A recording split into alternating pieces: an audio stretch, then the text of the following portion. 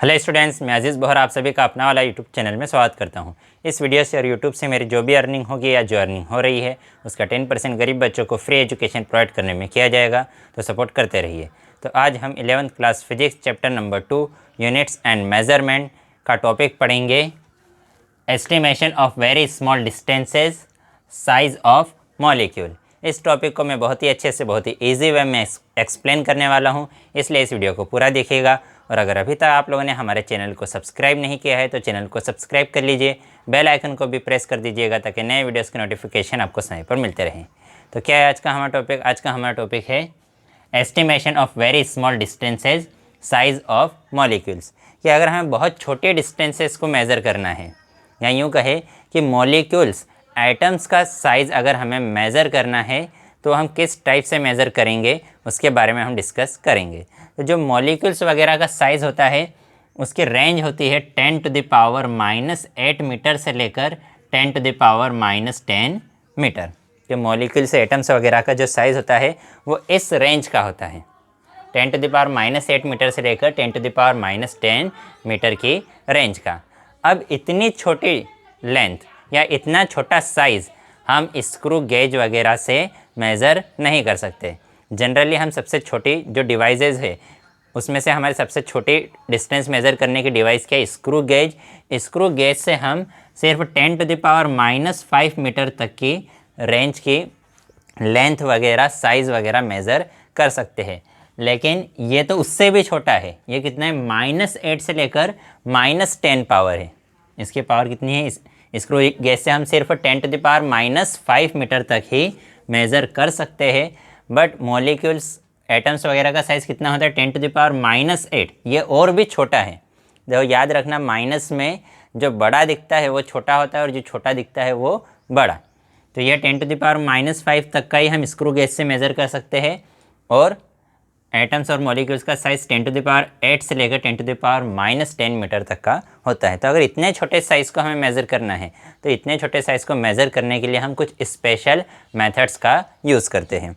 उसमें से देखो, जनरली अगर हम किसकी बात करें, माइक्रोस्कोप की, जो हमारा नॉर्मल माइक्रोस्कोप होता है उसी को हम बोलते हैं ऑप्टिकल माइक्रोस्कोप। तो जो ऑप्टिकल माइक्रोस्कोप है उसमें विजिबल लाइट का यूज़ किया जाता है। उसमें किसका यूज़ होता है? Visible light. और वो जो विजिबल लाइट है उसकी वेवलेंथ, किसकी बात कर रहा हूँ मैं? वेवलेंथ। अब सबसे पहले क्वेश्चन ये आता है कि वेवलेंथ क्या होता है। तो ये हम 9th क्लास में पढ़ चुके हैं और इस 11th क्लास में भी आगे वाले चैप्टर्स में वेवलेंथ को और डिटेल में पढ़ेंगे। मैं अभी सिर्फ शॉर्ट में बता देता हूँ कि अगर कोई वेव है, लाइट का नेचर कैसा होता है? Wave nature. तो अगर हमारे पास कोई वेव है तो किसी वेव के दो क्रेस्ट और दो थ्रो, दो कंसिक्वेंट क्रेस्ट या दो कंसिक्वेंट थ्रो के बीच की जो डिस्टेंस होती है उसी को हम क्या कहते हैं? वेवलेंथ। कि इन दोनों पिक्स के बीच की जो डिस्टेंस है, या इन दोनों कि ये जो बॉटम्स के बीच की, जिसको थ्रो बोलते हैं, इसको क्रेस्ट बोलते हैं, इनके बीच की ये जो डिस्टेंस है, इस डिस्टेंस को ही हम क्या कहते हैं? वेवलेंथ। तो जो लाइट है, लाइट किसकी तरह, लाइट का नेचर कैसा है? वेव नेचर है। तो लाइट वेव के फॉर्म में ट्रेवल करती है, तो ये इसकी क्या है? वेवलेंथ। ये इसकी क्या है? वेवलेंथ। तो जो हमारे पास ऑप्टिकल माइक्रोस्कोप होता है, ऑप्टिकल माइक्रोस्कोप में हम कौन सी वेव्स का यूज़ करते हैं? Visible light. और विजिबल लाइट की वेवलेंथ होती है 4000 एंगस्ट्रॉन्ग से लेकर 7000 एंगस्ट्रॉन्ग। अब एंगस्ट्रॉन्ग क्या है? Angstrom is also a unit of length. 1 angstrom is equal to होता है 10⁻⁻10 मीटर। 1 एंगस्ट्रॉन्ग किसके इक्वल होता है? 10⁻⁻10 मीटर। इसको हम मीटर में भी कन्वर्ट कर सकते हैं। जैसे ये 4 लिखा है, 4000 को ही हम 4 × 1000 लिख सकते हैं। ठीक है। एंगस्ट्रॉन्ग, एंगस्ट्रॉन्ग को हम क्या लिख सकते हैं? 10⁻⁻10। तो एंगस्ट्रॉन्ग की स्पेस पर मैंने लिख दिया 10⁻⁻10 मीटर। 7000 को हम 7 × 1000 लिख सकते हैं। एंगस्ट्रॉन्ग की स्पेस पर मैंने फिर से लिख दिया 10⁻⁻10 मीटर। तो इसको मैंने किस में कन्वर्ट कर दिया? मीटर में। अब ये 1000 है, 1000 को ही हम क्या लिख सकते हैं? 1000 को ही हम 10⁻³ लिख सकते हैं। 10⁻³ का मतलब क्या है? 1 के बाद 3 0, 10 के बाद 3 0 नहीं, किसके बाद? 1 के बाद 3 0। तो 1 के बाद 1 2 3 0, तो 1000 को ही हम क्या लिख सकते हैं? 10³। तो यह है 4, यह है 10³ × 10⁻⁻10 metre. 7 into 10 cube into 10⁻⁻10 metre. ये 4 as it is. Base same होने पर पावर्स का क्या हो जाता है, एडिशन। तो ये 3 माइनस 10, अब इनका क्या हो रहा है, एडिशन हो रहा है, मतलब 3 प्लस माइनस 10। लेकिन ये प्लस और ये माइनस होने की वजह से ये क्या हो जाएंगे, माइनस। तो 3 माइनस 10 कितना हो जाएगा, -7।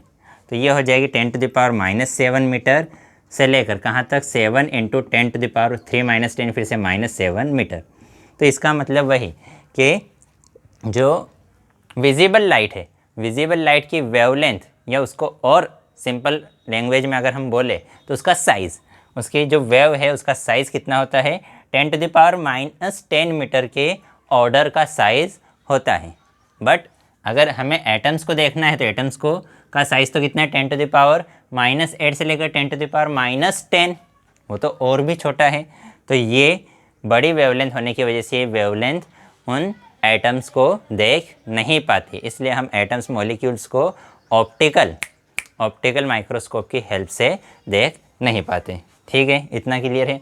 क्यों नहीं देख पाते, देखो कोई भी ऑब्जेक्ट को हम इसलिए देखते हैं क्योंकि अगर यहाँ पे कोई ऑब्जेक्ट रखा हुआ है, यहाँ कोई ऑब्जेक्ट रखा है, तो जब लाइट रे उससे टकराती है और टकरा के वापस हमारे आइज़ में आती है तभी हम उस ऑब्जेक्ट को देख पाते हैं। लेकिन इन एटम्स का साइज़ इतना छोटा होता है कि लाइट रे उससे टकरा कर वापस नहीं आ पाते, साइज़ बहुत छोटा है, वेवलेंथ बड़ी है, टकरा कर वापस नहीं आ पाती, इसलिए वो हम उसे देख नहीं पाते। तो वेवलेंथ बड़ी है, साइज़ बहुत छोटा है, इसलिए उन एटम्स को हम मॉलिक्यूल्स को देख नहीं पाते। तो फिर इसलिए हम किसका यूज़ करते हैं, हम इलेक्ट्रॉन बीम का यूज़ करते हैं। इलेक्ट्रॉन बीम माइक्रोस्कोप किसका यूज़ किया जाता है, electron beam microscope. Electron beam microscope का जो रिजोल्यूशन होता है वो होता है 10⁻⁻10 मीटर, या यूँ कहे एंगस्ट्रॉम के रेंज का, कि वो एंगस्ट्रॉम के साइज़ के जो ऑब्जेक्ट्स है उसको भी देख सकते हैं। उसका अप्रोक्सीमेट रिजोल्यूशन होता है 0.6 एंगस्ट्रॉम का। तो इलेक्ट्रॉन बीम माइक्रोस्कोप जो होता है उसमें किसका यूज़ किया जाता है, इलेक्ट्रॉन्स का यूज़ किया जाता है। जो इलेक्ट्रॉन है, इलेक्ट्रॉन भी किसकी तरह जब चलता है तो वो किसकी तरह वर्क करता है, वेव की तरह, उसका भी नेचर होता है वेव नेचर। ये सब चीज़ें आप और 12th में भी पढ़ेंगे कि कैसे पार्टिकल का वेव नेचर होता है, कैसे लाइट का नेचर वेव होता है, ये सब 12th में और डिटेल में पढ़ेंगे। तो इलेक्ट्रॉन का नेचर भी कैसा होता है, वेव नेचर, और उसकी वेवलेंथ भी कितनी होती है, एंगस्ट्रॉम की रेंज की होती है। तो जो इलेक्ट्रॉन बीम माइक्रोस्कोप होता है, इलेक्ट्रॉन बीम माइक्रोस्कोप में इलेक्ट्रॉन को इलेक्ट्रिक फील्ड और मैग्नेटिक फील्ड की हेल्प से फोकस करके और मॉलिक्यूल्स वगैरह पर डालते हैं, और उससे हम छोटे मॉलिक्यूल्स को देख सकते हैं, क्योंकि इलेक्ट्रॉन बीम का साइज़ किस ऑर्डर का होता है, उसकी वेवलेंथ किस ऑर्डर की होती है, 0.6 एंगस्ट्रॉम के ऑर्डर की होती है। अभी एक नई और टेक्निक आई है जिसमें टनलिंग माइक्रोस्कोप का यूज़ किया जाता है, जिसमें हम इलेक्ट्रॉन कि इससे तो हम सिर्फ इलेक्ट्रॉन को देख सकते हैं, इससे तो हम सिर्फ मॉलिक्यूल को देख सकते हैं, लेकिन टनलिंग माइक्रोस्कोप की हेल्प से उस मॉलिक्यूल का डायमीटर भी मेज़र कर सकते हैं। इतना क्लियर है। अब ये तो बात हो गई माइक्रोस्कोप की, कि अगर हमारे पास माइक्रोस्कोप्स वगैरह हैं तो माइक्रोस्कोप वगैरह की हेल्प से हम कैसे इलेक्ट्रॉन वगैरह को, कैसे हम मॉलिक्यूल्स वगैरह को देख सकते हैं, उसका डायमीटर, उसका साइज़ मेज़र कर सकते हैं। अब इसके अलावा हमारे पास एक और मेथड है, उस मेथड को कहते हैं ओलिक एसिड मेथड, कि ओलिक एसिड की हेल्प से हम कैसे किसी मॉलिक्यूल का डायमीटर या उसका साइज़ मेज़र कर सकते हैं। तो ओलिक एसिड किसकी बात कर रहा हूँ मैं, हम बात कर रहे हैं ओलिक एसिड की बात। ओलिक एसिड है क्या, सबसे पहले तो ओलिक एसिड एक सोपी लिक्विड है, सोप का एक लिक्विड है। अब इसके जो मॉलिक्यूल्स है वो दूसरे मॉलिक्यूल्स के कंपैरिजन में थोड़े से बड़े होते हैं। इसके मॉलिक्यूल के डायमीटर अप्रोक्सीमेट होता है 10 टू द पावर, या यूँ कहे साइज़ जो है वो होता है 10 टू द पावर -10 मीटर की रेंज का। तब ओलिक एसिड में क्या करते हैं, ओलिक एसिड की हेल्प से हम कैसे फाइंड आउट करेंगे, हम क्या करते हैं कि ओलिक एसिड का 1 सेंटीमीटर क्यूब सॉल्यूशन लेते हैं, लिक्विड लेते हैं, और 19 सेंटीमीटर क्यूब क्या लेते हैं, अल्कोहल, और उसको मिक्स कर लेते हैं। हमने क्या किया, मतलब हमें 20 इक्वल पार्ट्स लेना है। कितने इक्वल पार्ट्स लेना है, 20 इक्वल पार्ट्स। उसमें क्या किया, एक पार्ट में हमने डाल दिया ओलिक एसिड, एक पार्ट में क्या डाल दिया, ओलिक एसिड, और बाकी 19 पार्ट में हमने क्या डाल दिया, एल्कोहल। ठीक, हमारे पास एक सपोज करो विसल था, उस विसल में हमने क्या किए, एक ड्रॉप डाली ओलिक एसिड की और 19 ड्रॉप्स किसकी डाल दी, किसकी डाली, एल्कोहल की। सभी ड्रॉप्स का साइज़ किस साइज सेम। तो हमने एक 20 सेंटीमीटर क्यूब का क्या बना लिया, सॉल्यूशन। 20 सेंटीमीटर क्यूब का क्या बना है, सॉल्यूशन। उसमें क्या है, उसमें हमने क्या कहा, 20 इक्वल पार्ट्स में अगर इसको हम डिवाइड करें, इसको हम क्या करें, 20 इक्वल पार्ट्स में डिवाइड करें, तो 19 पार्ट्स तो किसके हैं, 19 पार्ट्स है एल्कोहल के। 19 पार्ट्स किसके हैं, एल्कोहल के। और 20वां पार्ट, 20वां पार्ट किसका है, ओलिक एसिड का। 19 पार्ट हमने लिए एल्कोहल के और 20वां पार्ट किसका है, ओलिक एसिड का। ठीक है, अब इसका सॉल्यूशन बना लिया। तो देखो हमारे पास क्या है कि 20 सेंटीमीटर क्यूब, 20 सेंटीमीटर क्यूब में ओलिक एसिड कितना है, 1 सेंटीमीटर क्यूब। 20 सेंटीमीटर क्यूब में ओलिक एसिड कितना है, 1 सेंटीमीटर क्यूब। तो इसके मल्टीप्लाई में कुछ नहीं है, मतलब कितना लिखा है, 1। तो मतलब 1 सेंटीमीटर क्यूब सॉल्यूशन में, 20 सेंटीमीटर क्यूब सॉल्यूशन में ओलिक एसिड है 1 सेंटीमीटर क्यूब। तो 1 सेंटीमीटर क्यूब में, 1 सेंटीमीटर क्यूब सॉल्यूशन में ओलिक एसिड कितना हो जाएगा, ये 20 इधर मल्टीप्लाई में, इधर आकर डिवाइड में, तो 1/20 सेंटीमीटर क्यूब। क्या कहा मैंने कि 20 सेंटीमीटर क्यूब का सॉल्यूशन है। सेंटीमीटर क्यूब यहाँ पर क्या है, इसका वॉल्यूम की यूनिट। कि 20 सेंटीमीटर क्यूब हमारे पास सॉल्यूशन में ओलिक एसिड कितना है, ये है ओलिक एसिड। 20 सेंटीमीटर सॉल्यूशन में ओलिक एसिड है 1 सेंटीमीटर क्यूब। 20 इधर मल्टीप्लाई में था, इधर आकर डिवाइड में, तो 1 सेंटीमीटर क्यूब सॉल्यूशन में ओलिक एसिड इतना रहेगा। तो ये ओलिक एसिड की क्या आ गया, कॉन्सेंट्रेशन के इतना ओलिक एसिड पर सेंटीमीटर क्यूब है। पर सेंटीमीटर मतलब 1 सेंटीमीटर क्यूब में इतना ओलिक एसिड है। अब इसमें से ये जो सॉल्यूशन है, सपोज करो इस विसल में ये सॉल्यूशन रखा था, इस सॉल्यूशन में हमने फिर से क्या लिया, इसमें से हमने 1 सेंटीमीटर क्यूब सॉल्यूशन निकाला।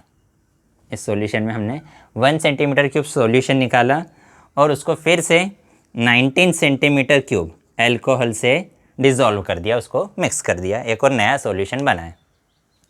क्या किया, इस सॉल्यूशन में से हमने क्या किया, जिसमें 20वां पार्ट किसका था, जिसमें 20वां पार्ट किसका था, ओलिक एसिड का। 1 सेंटीमीटर क्यूब सॉल्यूशन निकाला, उस सॉल्यूशन को 19 सेंटीमीटर क्यूब वाले फिर से एक नए एल्कोहल में मिक्स कर दिया। कि यहाँ पर एक कोई दूसरा बन रहा था, इसके अंदर क्या था, 19 सेंटीमीटर क्यूब एल्कोहल, उसमें ये 1 सेंटीमीटर क्यूब क्या डाल दिया हमने, ओलिक एसिड। ठीक है, तो ये जो 1 सेंटीमीटर क्यूब ओलिक एसिड है, इसके अंदर 1 सेंटीमीटर क्यूब ये जो सॉल्यूशन है, इसके अंदर ओलिक एसिड कितना है, 1/20 सेंटीमीटर क्यूब। हमने कहा ना 1 सेंटीमीटर क्यूब सॉल्यूशन में ओलिक एसिड कितना है, 1/20 सेंटीमीटर क्यूब।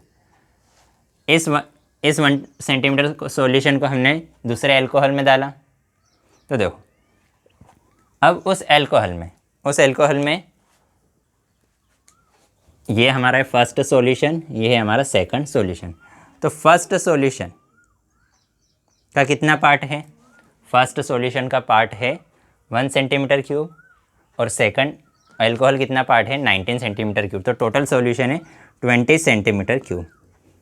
उस 20 सेंटीमीटर क्यूब में ओलिक एसिड कितना है, 1/20 सेंटीमीटर क्यूब। देखो फिर से एक बार समझते हैं, क्या कहा हमने, हमारे पास था एक सॉल्यूशन, उस सॉल्यूशन में के 1 सेंटीमीटर, जो फर्स्ट सॉल्यूशन था उसके 1 सेंटीमीटर क्यूब में ओलिक एसिड है 1/20 सेंटीमीटर क्यूब। ठीक है, इसमें से हमने इस सॉल्यूशन में हमने फिर से क्या निकाला, 1 सेंटीमीटर सॉल्यूशन अलग किया। किसको अलग किया, सॉल्यूशन को अलग किया। ठीक है, उस सॉल्यूशन को हमने फिर से अल्कोहल में मिला दिया। इस 1 सेंटीमीटर वाले सॉल्यूशन को फिर से अल्कोहल में मिलाया। कैसे मिलाया, कि फिर से अल्कोहल लिया हमने 19 सेंटीमीटर क्यूब और ये सॉल्यूशन कितना लिया, 1 सेंटीमीटर क्यूब। ठीक है, तो फिर से 20 सेंटीमीटर का सॉल्यूशन बना। 20 सेंटीमीटर वाले सॉल्यूशन में इस वाले सॉल्यूशन सेकंड वाला जो सॉल्यूशन है, सेकंड वाले सॉल्यूशन में ओलिक एसिड कितना है, सिर्फ 1/20, क्योंकि इस वाले 1 सेंटीमीटर क्यूब में जो हमने 1 सेंटीमीटर क्यूब पार्ट निकाला था उस पार्ट में तो सिर्फ इतना ही 1/20 ही ओलिक एसिड था। तो इसमें भी इस पूरे सॉल्यूशन में 20 सेंटीमीटर क्यूब सॉल्यूशन में ओलिक एसिड रहेगा 1/20 सेंटीमीटर क्यूब। तो इस सेकंड वाले सॉल्यूशन के 1 सेंटीमीटर क्यूब सॉल्यूशन में ओलिक एसिड कितना रहेगा, ये 20 इधर मल्टीप्लाई में, इधर आकर डिवाइड में, तो 20 × 20 सेंटीमीटर क्यूब। मतलब हमारा जो सेकंड वाला सॉल्यूशन है उस सेकंड वाले सॉल्यूशन के हर 1 सेंटीमीटर क्यूब में ओलिक एसिड सिर्फ और सिर्फ 1/20 × 20 सेंटीमीटर क्यूब है, इतना ही उसका कॉन्सेंट्रेशन है। अब हमने क्या किया, हमने लिया एक विसल लिया, उस विसल के अंदर भरा हुआ है वाटर, उस विसल के अंदर क्या भरा हुआ है, वाटर। उस पर हमने लाइकोपोडियम पाउडर, जब आप 11th-12th में कुछ एक्सपेरिमेंट्स करोगे फिज़िक्स में तो आपकी फ़िज़िक्स लैब में रखा होगा लाइकोपोडियम पाउडर। इस पर हमने लाइकोपोडियम पाउडर स्प्रिंकल कर दिया, बहुत ही एक थिन लेयर लाइकोपोडियम पाउडर की यहाँ पर बना दी। ठीक है, यहाँ पर लाइकोपोडियम पाउडर की एक थिन लेयर बना दी। अब इसके ऊपर ये जो सेकंड वाला सॉल्यूशन है, ये सेकंड वाले सॉल्यूशन की हमने कुछ ड्रॉप्स डाली, इसके ऊपर हमने क्या डाली, सेकंड वाले सॉल्यूशन की कुछ ड्रॉप्स। अब ड्रॉप्स डाल ली, सपोज करो हमने कितनी ड्रॉप्स डाली, n ड्रॉप्स, और एक ड्रॉप का वॉल्यूम है v सेंटीमीटर क्यूब। एक ड्रॉप का वॉल्यूम कितना है, v सेंटीमीटर क्यूब। तो 2 ड्रॉप का वॉल्यूम कितना हो जाएगा, 2v। 3 ड्रॉप का वॉल्यूम कितना हो जाएगा, 3v। तो n ड्रॉप्स का वॉल्यूम कितना हो जाएगा, nv। तो n ड्रॉप्स का वॉल्यूम कितना आ गया हमारे पास, वॉल्यूम कितना आ गया, nv सेंटीमीटर क्यूब। ये क्या है हमारे पास, n ड्रॉप्स का वॉल्यूम जो हमने इस लाइकोपोडियम पाउडर पर डाली। जैसे ही हम इस सॉल्यूशन की n ड्रॉप्स यहाँ पर डालेंगे तो क्या होगा, वो ड्रॉप्स बिल्कुल पूरी तरीके से इस पर फैल जाएगी। इस वाटर पर लाइकोपोडियम पाउडर को साइड में कर देगी और इस वाटर पर बिल्कुल वो पूरी तरीके से फैल जाएगी। इस टाइप से फैलेगी कि उसकी जो थिकनेस बहुत ही कम रहेगी।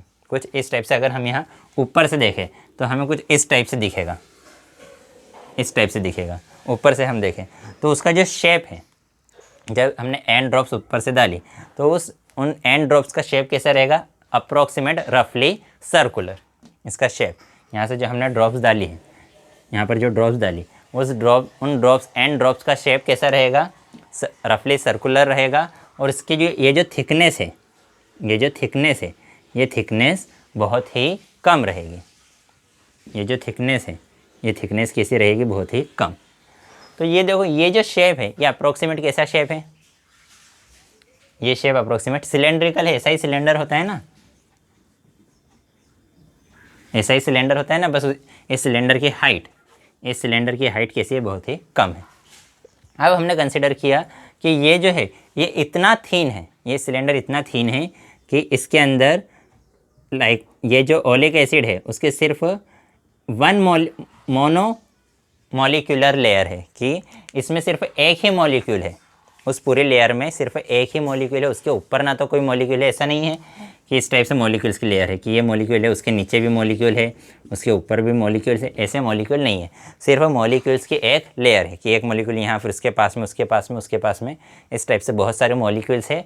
उनके ऊपर भी नहीं है, नीचे भी नहीं है, सिर्फ सिंगल मॉलिक्यूल की एक लेयर है। ठीक है, अब हमने क्या कहा कि ये तो हमने बात कर ली कि इसका वॉल्यूम कितना है, nv। ठीक है, फिर उसके बाद और क्या बोल रहा है बुक में, और कुछ बोल रहा है क्या, वो कि हमने कितना इस n ड्रॉप्स के अंदर जिसका वॉल्यूम है nv, इसके अंदर कितना ओलिक एसिड है, इसके अंदर ओलिक एसिड कितना है। तो देखो, हमने कहा था कि 1 सेंटीमीटर क्यूब के अंदर ओलिक एसिड कितना है, 1/20 × 20 सेंटीमीटर क्यूब। इतना ओलिक एसिड है 1 सेंटीमीटर क्यूब में। तो nv सेंटीमीटर क्यूब में ओलिक एसिड कितना हो जाएगा, इधर nv से मल्टीप्लाई किया तो उधर भी क्या कर देंगे, NV से मल्टीप्लाई।